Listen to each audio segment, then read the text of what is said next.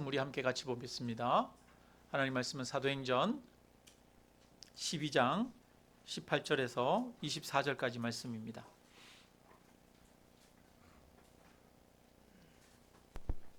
우리 18절부터 함께 교독하겠습니다. 날이 새매 군인들은 베드로가 어떻게 되었는지 알지 못하여 적지 않게 소동하니 헤롯이 그를 찾아도 보지 못하매 파수꾼들을 신문하고 죽이라 명하니라. 헤롯이 유대를 떠나 가이사랴로 내려가서 머무니라. 헤롯이 두로와 시돈 사람들을 대단히 노여워하니 그들의 지방이 왕국에서 나는 양식을 먹는 까닭에 한 마음으로 그에게 나와 왕의 침소 맡은 신하 블라스도를 설득하여 화목하기를 청한지라. 헤롯이 나를 택하여 왕복을 입고 단상에 앉아 백성에게 연설하니 백성들이 크게 부르되 이것은 신의 소리요 사람의 소리가 아니라 하거늘 헤롯이 영광을 하나님께로 돌리지 아니하므로 주의 사자가 곧 친히 벌레에게 먹혀 죽으니라. 아멘. 흥왕하여 더하더라. 아멘. 예루살렘 교회에 박해가 있었습니다. 처음에는 유대 종교 지도자들에 의한 박해였습니다. 그것이 스데반 집사님이 박해받을 때, 또 사도들이 성전에서 매를 맞을 때 나오는 내용들이죠. 대제사장과 종교 지도자들이 제자들을 위협했습니다. 예수의 이름을 전하지 말라 협박하고 감옥에 가두고 매질을 했습니다. 그런데 그 박해는 이후에 이루어지는 박해보다는 약한 것이죠. 성도들은 박해에도 굴하지 않고 흩어져서 가는 곳마다 복음을 전했습니다. 그래서 곳곳에 예수 믿는 사람들이 생겨났습니다. 이때까지의 박해는 이 종교 지도자들에 의한 박해입니다. 한편으로는 민간 차원에서 일어나는 그런 박해라고 할 수도 있겠죠. 그런데 오늘 본문에서는 이 박해가 한층 더 심해졌음을 보여주고 있습니다. 12장 1절 우리가 한번 같이 볼까요? 그때 헤롯 왕이 손을 들어 교회 중에서 몇 사람을 해하려 하여 2절도 같이 읽겠습니다. 요한의 형제 야고보를 칼로 죽이니라. 아멘. 이번에는 헤롯 왕의 박해가 시작되었습니다. 이전에는 왕이 박해한 건 아니에요. 그러니까 종교 지도자들이 박해한 겁니다. 그런데 지금은 이제 왕이 박해를 하고 있습니다. 종교 지도자들이 박해할 때는 억울한 일이 있거나 부당한 일이 있거나 하면 왕에게 호소할 수는 있었겠죠. 그런데 이제 왕이 박해를 하니까 억울한 일을 당해도 호소할 데가 없을 것 아닙니까? 왕은 정치, 사법, 행정의 모든 권한을 가지고 있습니다. 그런데 그 권한을 가진 왕이 유대인들과 한편이 되어서 한 줌도 안 되는 그리스도인들을 박해하고 있습니다. 교회는 마치 사방으로 우겨쌈을 당한 것과 같은 그런 처지가 되었습니다. 교회는 쓰러져가는 갈대 같고 바람 앞에 촛불 같은 그런 운명인 것이죠. 교회의 힘이 얼마나 미약합니까? 이 당시에는 대부분이 다 유대인이고 예수 믿는 사람들은 소수에 불과하지 않습니까? 유대인들만 박해할 뿐 아니라 예수 믿는다고 하면 출교당하고 또 상거래도 못하고 그렇게 궁핍한 가운데 살아가야 할 뿐 아니라 종교 지도자 이제 왕까지도 예수 믿는다는 이유로 제자들을 목베어 죽이는 일이 벌어졌습니다. 12장 2절에서 3절 우리 다시 한번 읽어보겠습니다. 요한의 형제 야고보를 칼로 죽이니 유대인들이 이 일을 기뻐하는 것을 보고 베드로도 잡으려 할세 때는 무교절 기간이라. 아멘. 헤롯 왕이 유대인들을 두려워합니다. 유대인들의 인기를 얻고 싶어합니다. 이 당시에는 다 유대인들이잖아요. 그러니까 야고보를 죽이니까 유대인들이 너무 좋아하거든요. 그러니까 베드로도 잡아 죽이려고 하는 거예요. 온 세상이 예수 믿는 사람들을 죽이려고 합니다. 예수님을 믿는 그 제자들 중에 특별한 제자들 3명이 있죠. 베드로, 야고보, 요한. 예수님은 때로는 이 3명만 데리고 따로 이렇게 3명을 수행해서 어디를 가실 때가 많이 있었습니다. 그러니까 초대교회의 핵심적인 지도자가 베드로, 야고보, 요한이라고 할 수 있겠죠. 그런데 야고보는 죽었어요. 그리고 지금 베드로도 감옥에 갇혀 있습니다. 때는 무교절 기간이라 명절이었습니다. 그래서 명절이어서 마침 죽일 수가 없어서 명절이 끝나면 죽이려고 옥에 가두어 두었습니다. 교회는 그야말로 가장 큰 위기를 겪고 있는 것이죠. 이제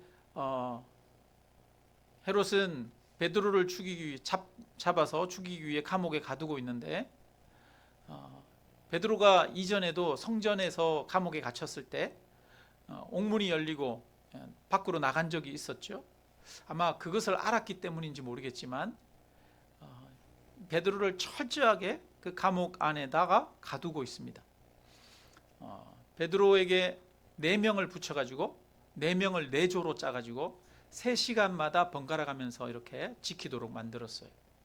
그리고 베드로가 이제 밤에 잠을 자는데 양쪽에 간수가 같이 자는 겁니다. 그리고 손발을 쇠사슬로 묶어가지고 간수들과 같이 묶어가지고 절대로 도망갈 수 없게 그렇게 해놓고 있는 거죠. 그리고 지금 이 베드로가 갇혀 있는 감옥은 일반 그런 감옥이 아니에요. 왕의 감옥입니다.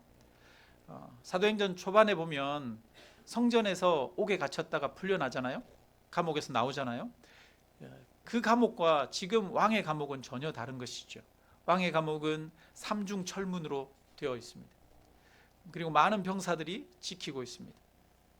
그 가운데 이제 내일이면 죽는 날이에요. 무교절이 끝납니다.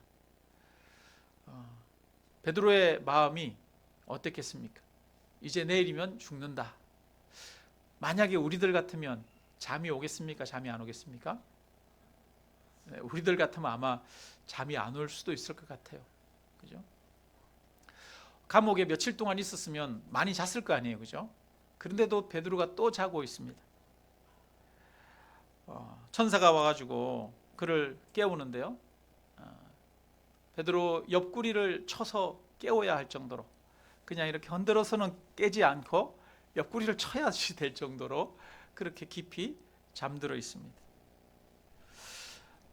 베드로가 잠자다가 이제 일어나서 허리띠를 매라고 그래서 천사가 허리띠를 매고 또 신발을 신으라고 그래서 신발을 신습니다. 이 당시의 신발은 샌들처럼 돼 있고 끈으로 이렇게 매야 되는 그런 신발이니까 자다가 일어나가지고 신발도 이렇게 매고 이렇게 움직이는데요. 베드로가 감옥에서 나오는 시간 동안 자기가 꿈인지 생신지 몰라요. 환상을 보는 것처럼 그렇게 나와요. 그리고 감옥 바깥에 길가에 딱 나와서야 비로소 이게 생시네? 이런 생각이 들은 거죠. 그러니까 베드로가 얼마나 깊이 잠들어 있었던지를 보여주고 있습니다. 여러분, 베드로가 이렇게 내일이면 죽을 그런 사람인데 그 감옥에서 이렇게 깊이 잠들어 있다는 것이 참 놀랍지 않습니까?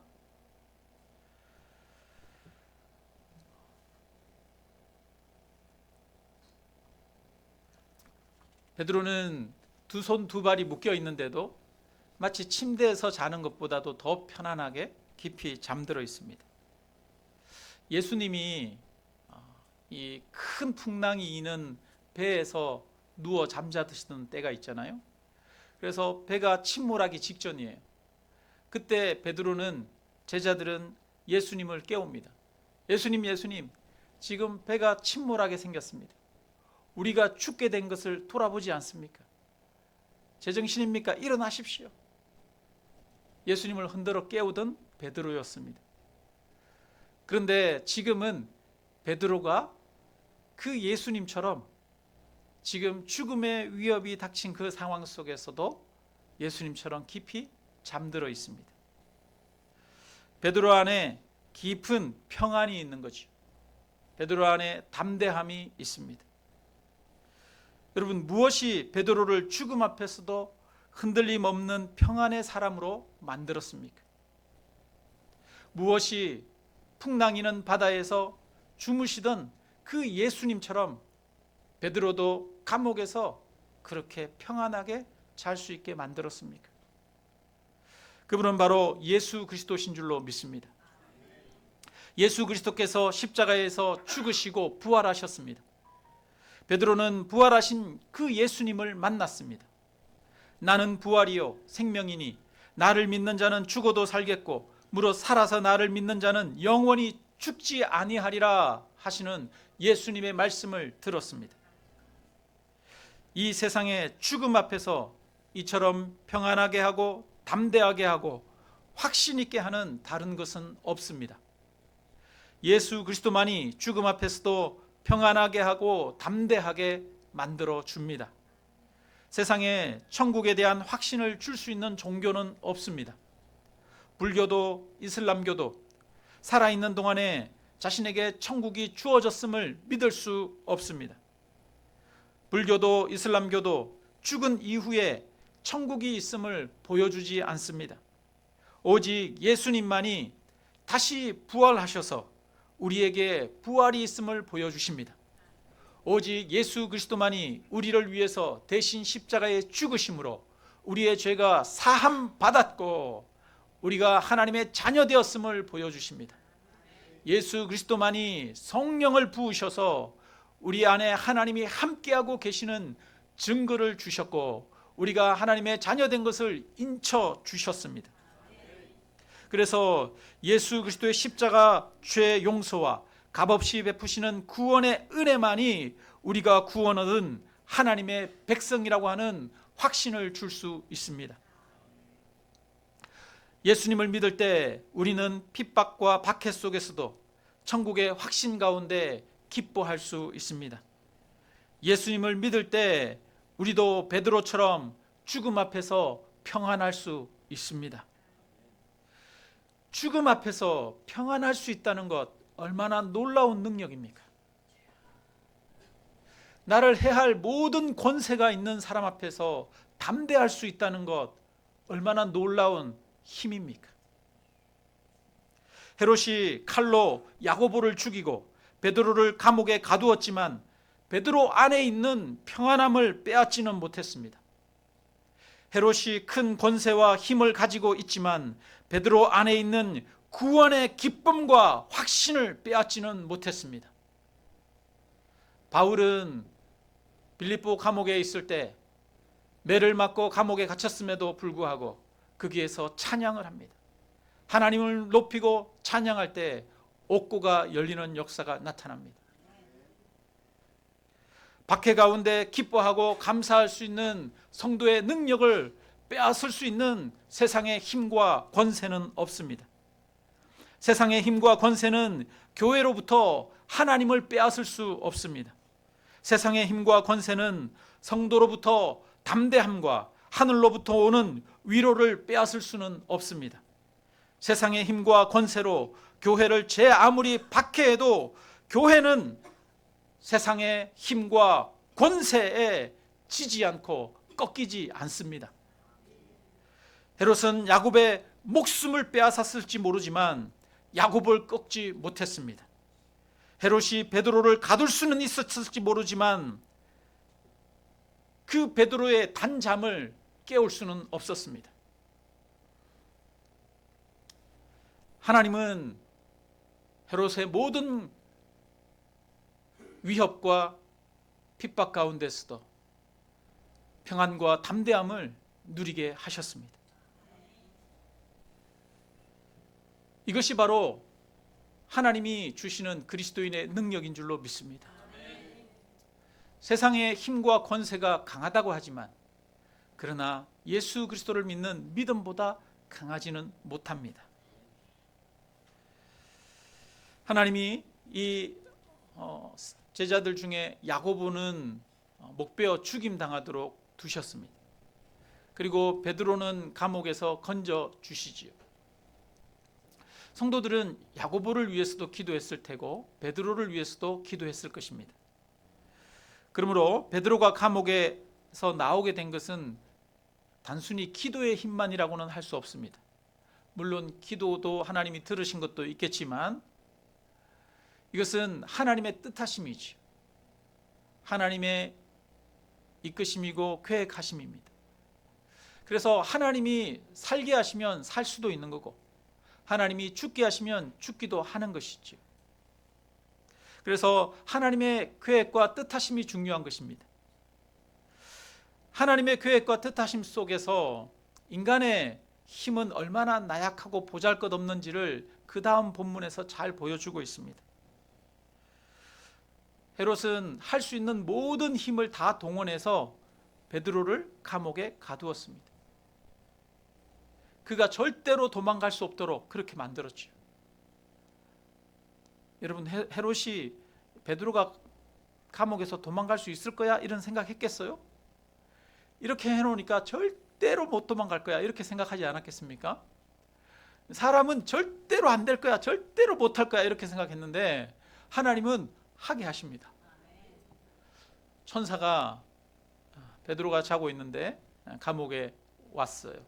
하나님의 사자가 왔는데 베드로를 묶었던 쇠사슬이 착고가 그냥 풀어집니다. 베드로를 흔들어 깨웁니다. 신발을 신기고 또 허리띠를 띠게 하죠. 베드로가 일어나서 움직이는데 인기척이 들리지 않겠습니까? 소리가 들리지 않겠습니까? 신발끈을 매는데 그냥 맬 수 있는 게 아니잖아요. 거기에서 신발끈을 매면 앉아서 이렇게 끈을 매는데 시간이 걸리는데도 간수들은 깊이 잠들어 있습니다.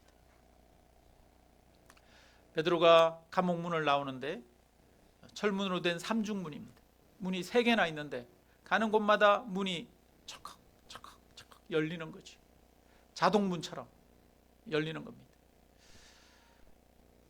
헤롯의 그 철저한 감옥 또한, 단단한 감옥도 이 베드로를 가둘 수가 없었습니다. 하나님은 베드로를 감옥에서 건지심을 통해 헤롯의 힘이 얼마나 하찮은 것인지를 보여주십니다.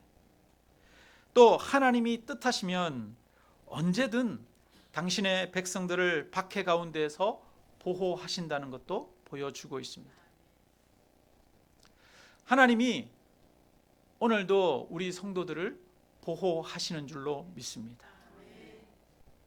하나님께서 베드로를 감옥에서 보호하셨는데 그 하나님이 저와 여러분의 하나님이시고 우리와 함께 하시는 줄로 믿습니다.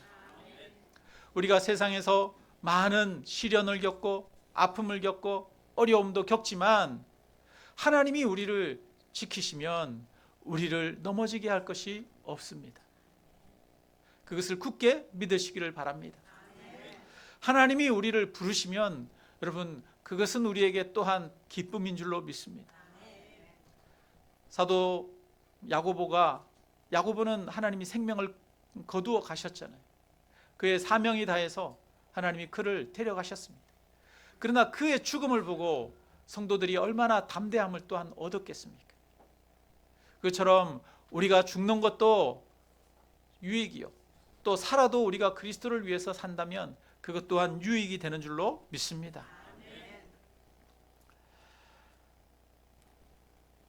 하나님은 오늘날도 여전히 베드로를 돌보셨던 것처럼 교회를 돌보시고 계십니다. 베드로를 감옥에서 건져내셨듯이 하나님은 오늘날도 우리들을 돌보시고 삶의 위기 가운데서 저와 여러분을 건져내십니다. 교회가 비록 힘이 없고 나약해 보여도 헤롯의 힘과 권력으로 절대로 교회를 무너뜨릴 수 없었습니다. 하나님이 지키시고 보호하시기 때문입니다. 사단이 저와 여러분의 삶을 흔들어 무너뜨리려고 해도 절대로 저와 여러분의 삶을 사단이 무너뜨릴 수 없습니다. 하나님이 보호하시기 때문입니다. 지금도 온 세상의 권력과 권세의 힘은 너무나 대단한 것 같습니다. 참 미국의 대통령 그 힘이 대단한 것을 느끼게 됩니다. 트럼프 대통령이 이스라엘에게 하마스와 빨리 종전하고 평화하라고, 화목하라고 얘기하니까 협상을 한다고 합니다. 하마스도 인질을 빨리 석방하라고 하니까 인질을 석방하겠다고 그렇게 이야기를 합니다. 미국 대통령 한마디면 사람들이 벌벌 떨어요. 그죠? 사실 우리도 그렇잖아요. 지금 미국과 관세 협상을 하는데 트럼프 대통령이 뭐라고 말할지 그 입에서 나오는 말만 주목해 보고 있지 않습니까? 온 세상이 미국 대통령 한 사람 말에 왔다 갔다 합니다. 벌벌 떨고 있습니다. 오늘 본문 읽은 내용을 보면 두로와 시돈에 대한 이야기가 나옵니다.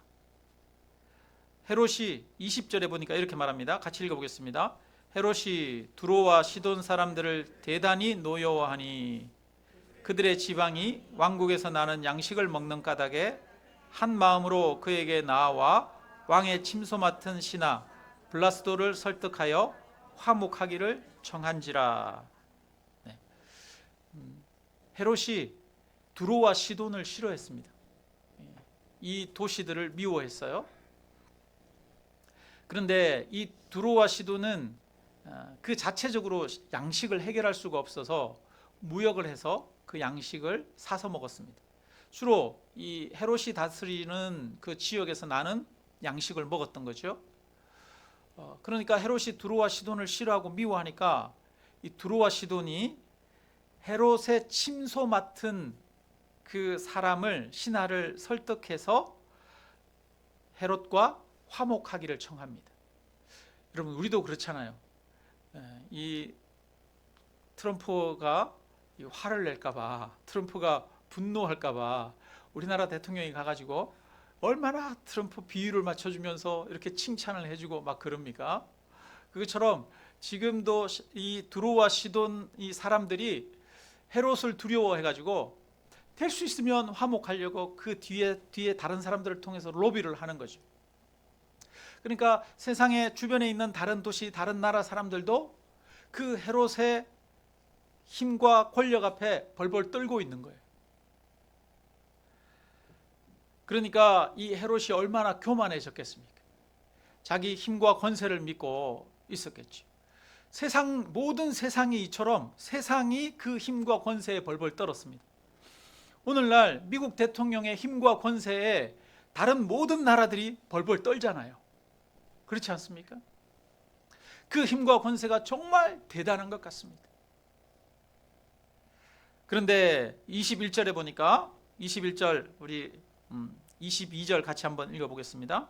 헤롯이 나를 택하여 왕복을 입고 단상에 앉아 백성에게 연설하니 백성들이 크게 부르되 이것은 신의 소리요 사람의 소리가 아니라 하거늘.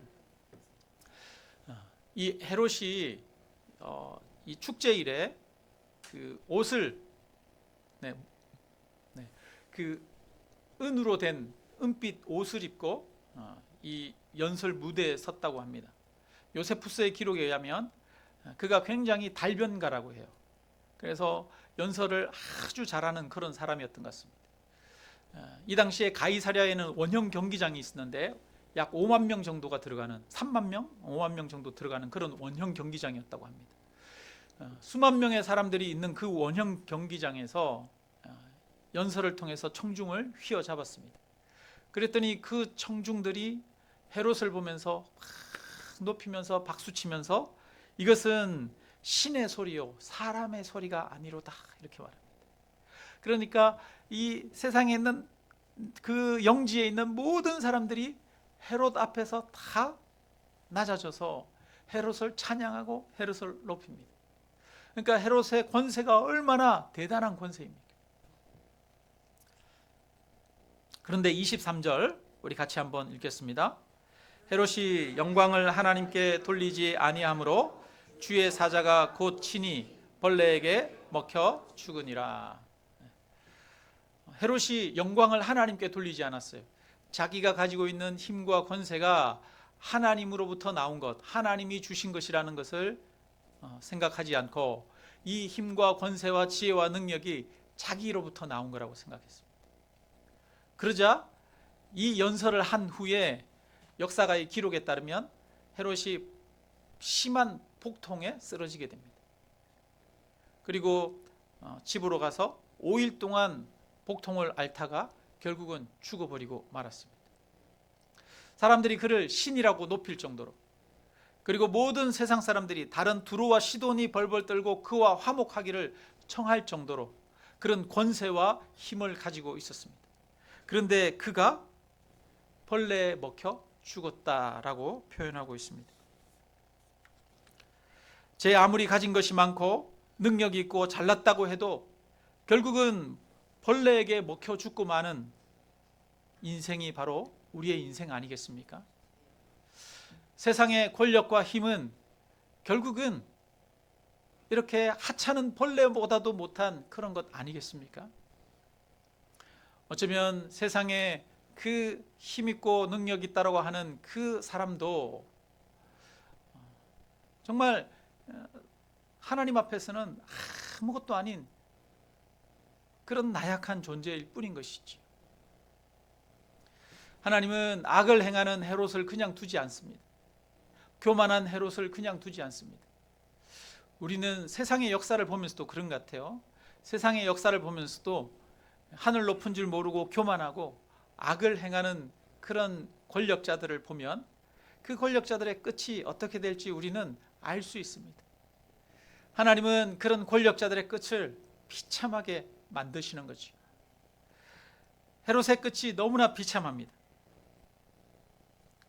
그가 교회를 박해하고 핍박했지만 교회는 어떻게 됩니까? 24절 같이 한번 읽어보겠습니다. 하나님의 말씀은 흥왕하여 더하더라. 아멘. 세상의 권세와 권력은 결국은 복음을 막을 수 없었습니다. 힘과 권력으로 진리를 짓누를 수 없었습니다. 우리가 보기에 잠시 교회가 패하는 것처럼 느껴질 수도 있습니다. 때로는 세상의 어두움이 짙어지고 빛이 가리워지는 것처럼 느껴질 수도 있습니다. 그러나 결코 어두움은 빛을 이길 수가 없습니다. 거짓은 진실을 이길 수가 없고 세상의 권력과 힘이 예수 그리스도의 복음과 교회를 이길 수가 없습니다. 오늘 본문은 세상의 권세와 힘이 예수 그리스도의 십자가 복음을 이길 수 없다는 것을 보여주는 것이지요. 교회를 이길 수가 없고 하나님을 이길 수 없다는 것을 보여줍니다. 여러분, 그러면 저와 여러분에게 오늘날 필요한 것이 무엇이겠습니까? 우리에게 필요한 것이 세상의 능력과 힘입니까? 오늘날 교회들이 많은 권세를 가지고 있습니다. 교회들도 정치적 영향력을 행사하고 있습니다. 정치인들도 여러 교회나 종교 집단들의 지지를 덧입고 싶어 합니다. 그래서 종교 집단들의 그런 요구들을 무시하지 못하는 거죠. 그들의 힘을 무시하지 못합니다. 오늘날 교회는 세상에 더 많은 영향력을 끼치려고 합니다. 더 큰 권세를 가지려고 합니다. 여러분, 그러나 저와 여러분에게 세상의 권세와 힘이 필요합니까? 이 당시에 유대교가 보십시오. 유대교가 얼마나 큰 힘과 권세를 가지고 있습니까? 그 유대교가 왕과 함께 결합하여 교회를 박해했습니다. 유대교가 세상의 권세와 힘을 가지고 있었죠. 교회는 아무런 힘이 없었습니다. 그럼에도 아무 힘이 없는 그 교회를 짓밟을 수 없었고 꺾을 수가 없었습니다. 왜 그렇습니까? 예수 그리스도의 십자가 복음, 구원의 복음 때문이지 않겠습니까? 오늘날 교회에 필요한 것이 무엇입니까? 교회에 필요한 것이 세상의 재물과 권세입니까? 교회에 많은 정치인이 필요합니까? 교회가 세상의 권력을 탐할 이유가 무엇입니까?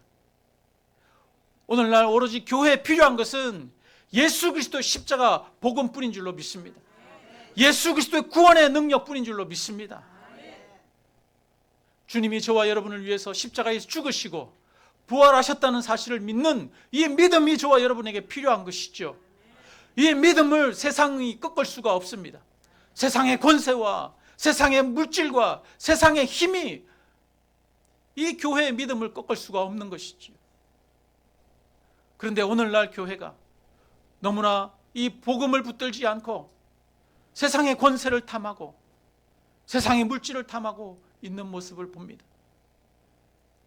오늘날 교회가 헤롯이 꺾을 수 없었던 그 교회, 결코 짓밟을 수 없었던 그 교회처럼 오늘날 한국 교회가 바로 꺾을 수 없는 그 복음을 가지기를 주님의 이름으로 축원합니다. 저와 여러분에게 꺾이지 않는 예수 그리스도의 십자가 복음이 있기를 주님의 이름으로 축원합니다. 베드로가 이제 감옥에서 나와서 마가의 집으로 갑니다. 마가의 집에 갔더니 문을 걸어 잠그고 있어요. 그리고 성도들이 모여서 기도하고 있습니다. 베드로가 감옥에서 잠들었다가 간수들도 다 자고 있는데 이제 밖으로 나왔어요. 그러니까 이미 밤이 깊었다는 사실을 알 수가 있겠죠. 아주 밤이 깊은 시간이에요. 베드로도 잠들어 있던 시간이에요. 그런데 그 시간에 성도들은 깨어 있습니다. 성도들은 왜 깨어 있습니까? 기도하느라고 깨어 있어요. 베드로가 감옥에 갇혔다는 소식을 듣고 온 성도들이 모여서 함께 기도하는 것이지. 우리 교회도 기도하는데 깨어 있기를 주님의 이름으로 축원합니다. 그러면 성도들이 기도할 때 뭐라고 기도했을까요? 하나님, 베드로 좀 살려주세요, 이렇게 기도했을까요? 그런데 그건 아니었던 것 같아요. 베드로가 문 밖에 와서 문을 두드리니까 문 좀 열어, 그러니까 나 베드로야, 그러니까 로데라고 하는 여종이 나왔어요. 여종이 나와서 베드로 목소리가 딱 들리거든요. 그러니까 문은 열어주지 않고 막 집 안으로 들어가 가지고 사람들한테 베드로가 왔어요, 막 이런 얘기를 하는 거예요. 그러니까 사람들이 뭐라 그래요? 네가 미쳤다, 이렇게 말해요. 아니다, 진짜다. 그러니까 그러면 네가 그의 천사를 본 것이다, 이렇게 말해요. 그러니까 기도하던 성도들도 베드로가 감옥에서 풀려날 것을 기대했어요, 기대하지 않았어요? 기대하지 않았어요. 어쩌면 성도들은 베드로가 풀려나게 해달라고 기도하지 않았을 수도 있을 것 같아요. 물론 살려달라고 기도했을 수도 있긴 하겠지만 어쩌면 다른 기도를 더 많이 했을 수도 있을 것 같습니다. 사도행전 4장에 보면은요, 제자들이 공회에 잡혔다가 매를 맞고 풀려난 다음에 기도한 내용이 있습니다. 여러분, 이 관에 끌려가서 매를 맞아요. 그러면 얼마나 심하게 맞았겠어요? 아프겠어요? 옛날에 우리 관아에 끌려가가지고 곤장을 맞잖아요. 곤장을 맞으면 사람들이 장독에 걸려가지고 죽기도 하고 그러잖아요. 곤장 맞으면 뭐 사람 구실 못하기도 하고 그렇지 않습니까? 그러니까 이 관에 끌려가가지고 제자들이 매를 맞았으니 얼마나 심하게 몸이 상했겠습니까? 뭐 등가죽이 다 찢어지고 뭐 그랬겠죠. 그런데 그들이 풀려난 다음에 뭐라고 기도하느냐 하면, 주여 이제도 그들의 위협함을 굽어보시옵고 또 종들로 하여금 담대히 하나님의 말씀을 전하게 하여 주시오며 손을 내밀어 병을 낫게 하시옵고 표적과 기사가 거룩한 종 예수의 이름으로 이루어지게 하옵소서, 이렇게 기도합니다. 하나님, 저 사람들이 우리를 박해하는데 이 박해가 없어지게 해주십시오, 이렇게 기도하는 것이 아니라 박해하는 중에도 우리가 견디게 하시고 우리가 입을 열어 담대하게 복음을 전하게 하시고 우리가 복음을 전할 때 하나님의 놀라운 치료의 역사와 기적들이 일어나서 믿는 사람들이 더하게 해달라고 그렇게 기도하는 거죠. 사도행전 5장에 보면 베드로와 요한이 공회에 잡혀갔을 때 그들이 욕을 당하고 또 곤욕을 겪는데요, 그들이 나중에 풀려나서 또 기도합니다. 예수님의 이름을 위하여 능욕받는 일에 합당한 자로 여기심을 기뻐하면서 공회 앞을 떠나니라, 이렇게 기도했어요. 기록하고 있습니다. 공회에서 협박받고 매 맞았는데 예수의 이름으로 예수님과 함께 고난받는 일에 합당하게 여겨지는 것을 기뻐하면서 떠났다라고 말합니다. 여러분, 제자들이 고난받기를 거부했습니까? 고난받기를 거부하지 않았습니다. 베드로가 감옥에서 지금 두려워 떨고 있습니까? 죽을지도 모르는데 두려워 떨지 않고 그냥 평안하게 잠자고 있습니다. 제자들의 마음에 부활하신 예수 그리스도를 따라 자기들도 부활할 것에 대한 소망이 있기 때문이죠. 예수님이 자신들을 위해서 십자가에 죽으신 것을 보았습니다. 그래서 그들도 주님과 함께 고난받기를 원했습니다. 오히려 고난받게 된 것을 영광으로 알았던 것이지요.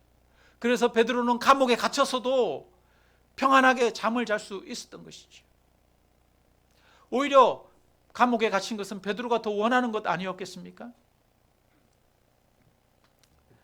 제자들은 자신들이 겪는 여러 가지 어려움이 없어지기를 기도한 것이 아니라 오히려 예수 그리스도의 십자가 복음을 굳게 붙들고 구원의 은혜를 붙들고 또한 부활의 약속을 붙들고 그 고난 가운데서 예수 그리스도를 증거할 수 있도록 해달라고, 믿음을 지키게 해달라고 기도했던 것이죠. 여러분, 오늘날 우리 교회도 기도해야 합니다. 우리가 이 제자들이 모여가지고 베드로를 위해서 기도했던 것처럼 우리도 기도하는 교회가 되기를 주님의 이름으로 축원합니다. 여러분, 우리가 무엇을 위해서 기도해야겠습니까? 세상의 물질과 권세와 힘을 위해서 기도해야겠습니까? 그것이 아니라 바로 예수 그리스도의 십자가 복음을 더 온전히 붙들게 해달라고 기도해야 할 줄로 믿습니다. 주님을 더 온전히 알게 해달라고 기도해야 하고, 예수 그리스도 십자가 복음이 증거되어지도록 쓰임받기를 위해서 기도해야 할 줄로 믿습니다.